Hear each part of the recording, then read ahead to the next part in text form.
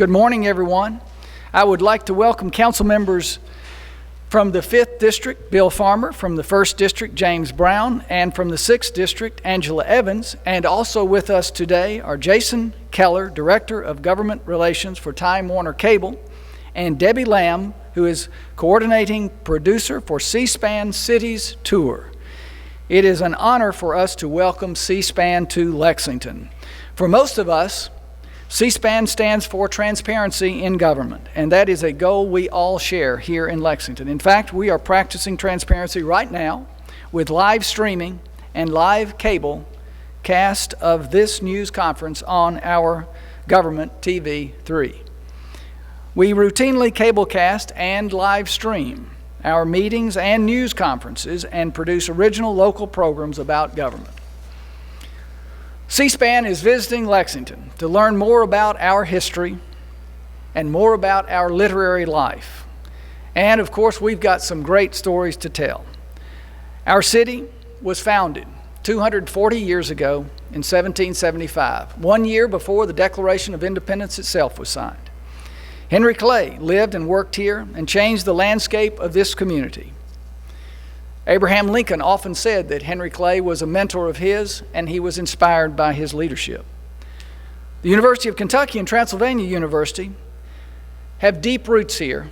They have enriched our literary scene, and recently the Carnegie Center for Literacy and Learning has been working hard to raise awareness in our city about our many talented writers.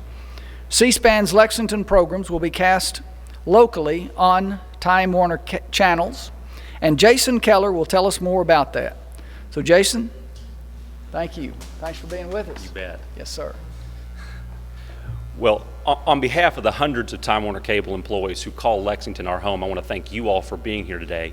I also want to thank Mayor Gray and members of the council who are here today to take part in this project. This is an important project. And I will say, as a Lexington native myself, Lexington is alive right now in a way I don't think I've ever seen it before. And one of the reasons that we have such a bright future in front of us is because we have such a colorful past. We have such an interesting history. We also have a strong literary community right here in Central Kentucky. So this project that C-SPAN is kicking off this week is going to take aspects of both of those and communicate them all across the country. And I find that to be a very exciting thing for Lexington. You know, at Time Warner Cable, our mission is to connect our customers to the things that matter most to them.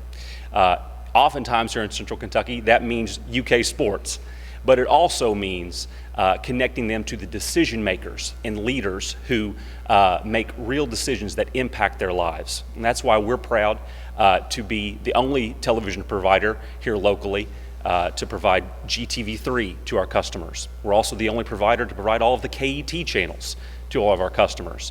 And we're also proud to be part of the cable industry that founded C-SPAN many years ago.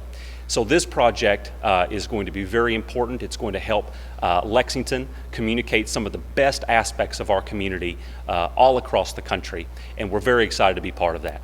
So to tell you more specifics about the project, I'll welcome up Debbie Lamb with C-SPAN.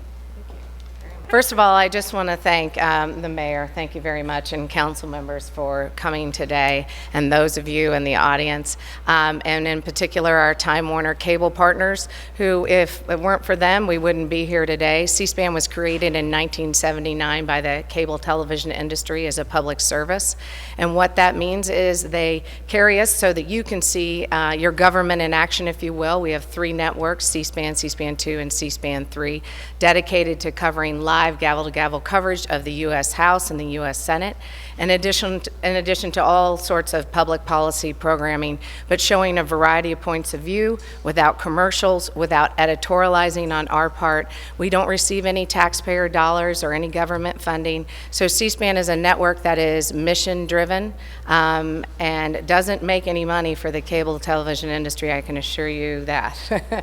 So a mission that was something that was set up up to provide you with direct access to your government officials. And what we've done in addition to that is extended the public policy debate on C-SPAN 2's Book TV and C-SPAN 3's American History TV. So on the weekends, since the House and Senate aren't in, we're able to show you 48 hours of nonfiction book-related programs. Could be authors, book festivals, panels on C-SPAN 2's Book TV. And on C-SPAN 3, it's 48 hours of American History TV. So there's plenty to watch. And so what we decided to do back in May of 2011 is get out of Washington, D.C., and highlight some of these unique cities, small to mid-sized cities, that otherwise wouldn't be seen to our national audience. And so our goal is to provide an inside look into each city's unique history and nonfiction literary culture. And we're here, and we are so excited to be here in Lexington.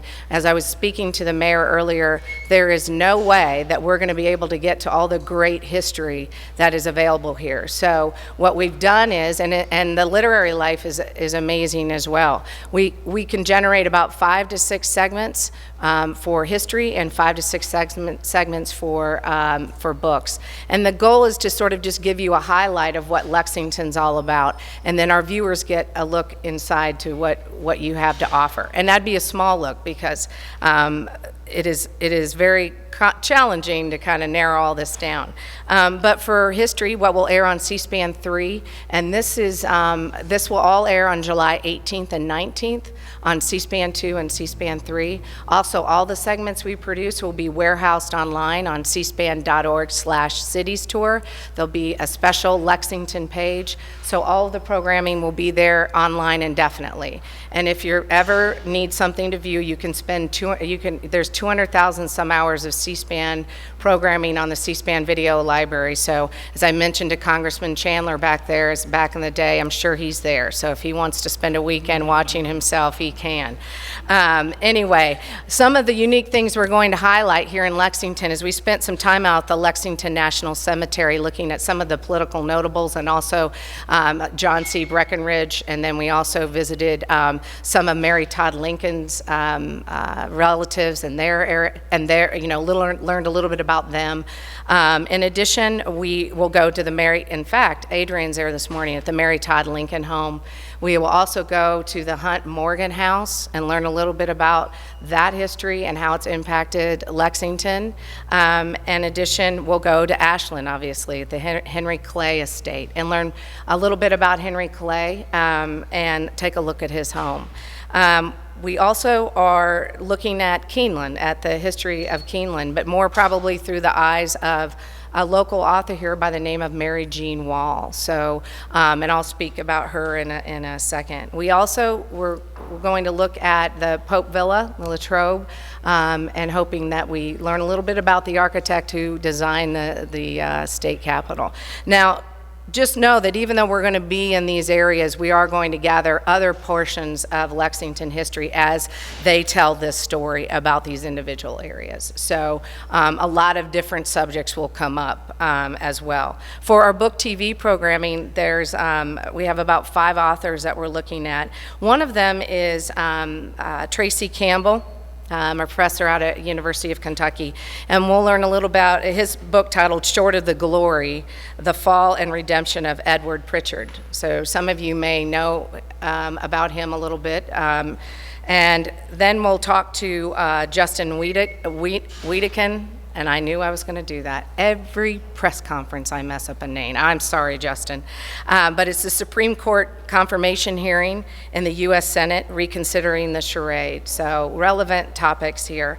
And then author Mary Jean Wall, who will talk about how Kentucky became Southern. So we'll learn a lot about the thoroughbred history as well through her, and that's what I mentioned about Keeneland as well, because you can't come to Lexington and not find out a little bit about the horse capital of the world, okay? So we also are going to talk to author Mark Walgren Summers. I don't know if you're familiar with him, but a little bit about Reconstruction.